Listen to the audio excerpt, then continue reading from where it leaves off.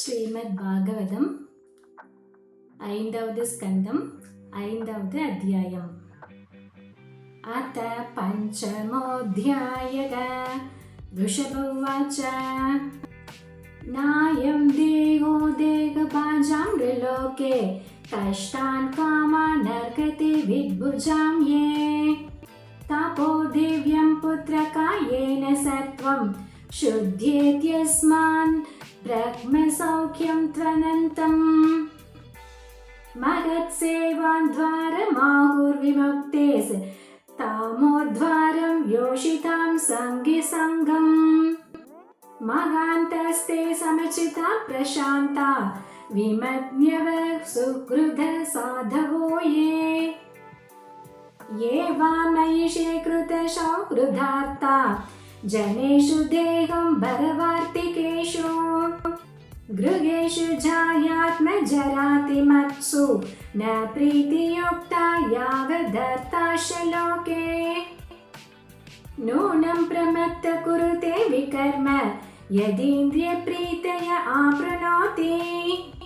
न साधु मन्ये यत आत्मनो यमसन्नपि क्लेशद आसदेह पराभवस्तावद् बोधजातो यावन्न जिज्ञासत आत्मतत्त्वम् यावत् क्रियास्तावदिदं मनो वै कर्मात्मकं येन शरीरबन्धः एवं मनः कर्मवशं प्रयुङ्क्ते अविद्यया आत्मनि उपधीयमाने प्रीतिर्न यावन्मयि वसुदेवे न मुच्यते देहयोगेन तावत् यदा न पश्यत्ययता गुणेहां स्वार्थे प्रमत्त सहसा विपश्चित् गतस्मृतिर्विन्दति तत्र तापा नासाध्यमैथुन्यमगारमन्यः पुंसस्त्रियां मिथुनी भावमेतं तयोर्मिथो हृदयग्रन्थिमाहुः अतो गृहक्षेत्रसुताप्तवित्तैः जनस्य मोहोऽयमहं ममेति यदा मनोहृदयग्रन्थिरस्य कर्माणबद्धो दृढाश्लतेत तदा जनसम्परिवर्तते स्माद् मुक्तः परं यात् अधिहाय हेतुम्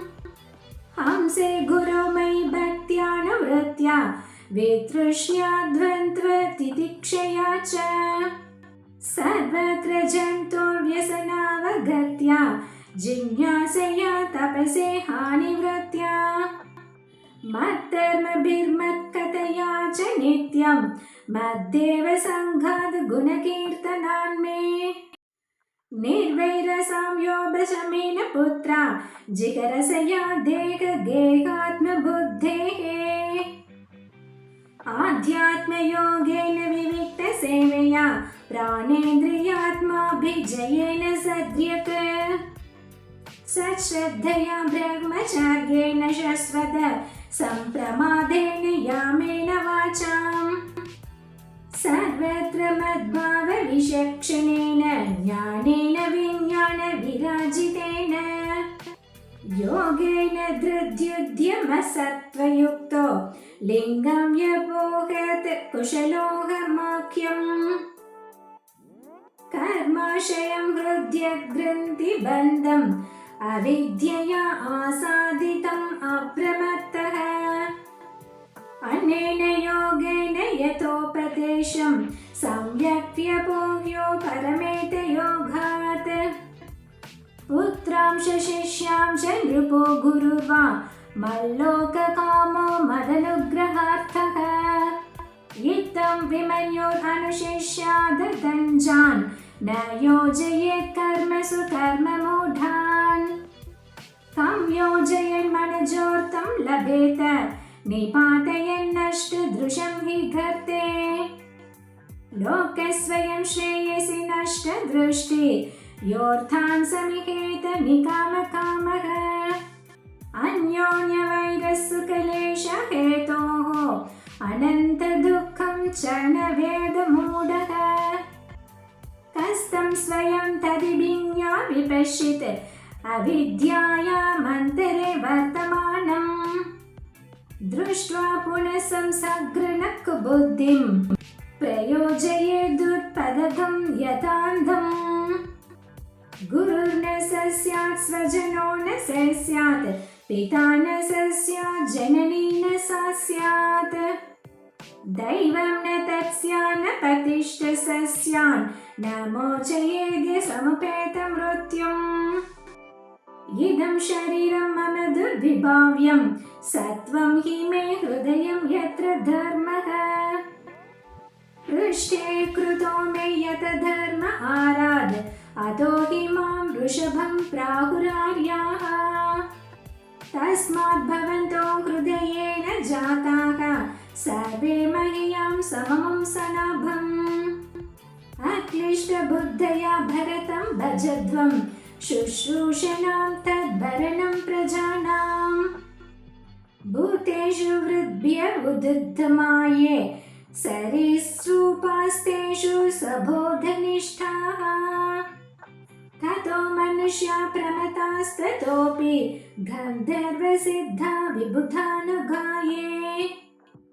देवासुरेभ्यो मघवत् प्रधाना दक्षादयो ब्रह्मसुतास्तु तेषाम् भवपरसोत्त गिरिञ्च वीर्यः समत्परोऽहं द्विजदेवदेवः न ब्राह्मणैस्तुलये भूतमन्यत् पश्यामि विप्राकृतमपरं तु यस्मिन् हृदि प्रहुतं श्रद्धयाहम् अश्नामि कामं न तथाग्निहोत्रे धृता तनुरुष्यति मे पुराणी येनेह सत्वं परमं पवित्रम् शमोधमसत्यम् अनुग्रहश्च तपस्तितिक्षानुभवश्च यत्र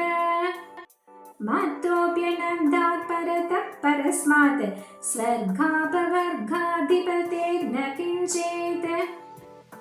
येषां किमु स्यादितरेण तेषाम् अकिञ्चनानां मयि भक्तिभाजाम् सर्वाणि मद्दिश्यतया भवद्भिश्च चराणि भूतानि सुधा ध्रुवाणि सम्भावितव्यानि पदे पदे वो विविक्तदृग्भिस्ततुहार्हणं मे मनोवचोतृकरणे हितस्य साक्षात्कृतं मे परिभर्गनं हि विना पुमान्येन महाविमोहात् कृतान्तपाशान्तविमोक्तुमीशेत् श्रीशुक उवाच एवम् अनुशास्यात्मजान् स्वयम् अनुशिष्टानपि लोकान् अशासनार्थं महानुभाव परमसुहृत् भगवान् ऋषभ आपदेश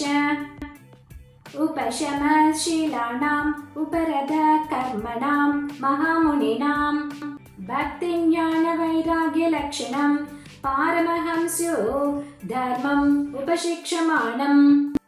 स्वतनयं शतज्येष्ठं परमभागवतं भगवज्जनापरायणं भरतं धरणी पालनायाभिक्षिष्य स्वयं भवन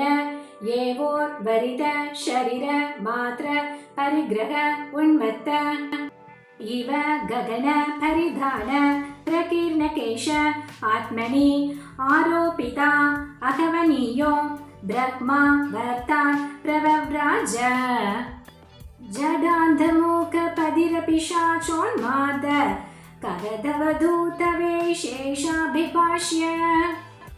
मानोऽपि जनानां गृहीत मौनव्रतस्तूष्णीं बभूव तत्र तत्र पुरक्रामाका केट वाट कर्वट शिबिरव्रजकोश सार्थ गिरिवनाश्रमादेश अनुपतम् अवनीचरर पशतैः परिभूयमानो मक्षिकाभिरिव वनगजस्तज्जन ताड नाव मेघनष्टि वनग्राव शग्रुद्रज प्रक्षेपभूति वात दुरुक्तैः तदविगणयन् नेवासत् संस्थान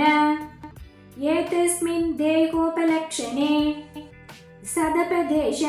उभयानो भवस्वरूपेण स्वमहिमावस्थाने नासमारोपिताहं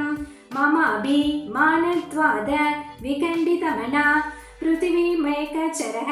परिबभ्राम अतिसुकुमार कर चरणोर स्थल विपुल बाह्वं स घनवदनादि अवयव विन्यास प्रकृति सुन्दर स्वभाव हासासुमुखो नव नलिन दलय मान शिशिर धारारुणया तनयान रुचिर सदृश सुभगः कपोल कर्णकण्डनासो विगूढ स्मितवदनो महोत्सवेन पुरवनितानां मनसि कुसुम शरासनम् उपददानि अपरागवलम्ब मान कुटिल जटिल कपिशकेश भूरिभारो वधूत मलिन निज शरीरेण ग्रहगृहीत इव दृश्यत यर्हि वाव स भगवान् लोकमिमं योगस्याधा प्रतिपम् इवाशक्षाणस तत्प्रतिक्रिया कर्म विपत्सितमिति व्रतमाज गरमास्थित शयान एव श्नाति बिभति खातद्यवमहेति हदति स्म चेष्टमाण उच्चरित आदिग्धोद्देशः तस्य हय पुरुषशुरभि सौगन्ध्य वायुस्तं देशं दशयोजनं समन्तात् सुरभिं चकार एवं गोमृग काकचर्यया व्रजं तिष्ठन्नासीन शयन काकमृगगोचरित पिबति खादत्यव मेघति स्म इति नानायोगचर्याचरणो भगवान् कैवल्यपतिः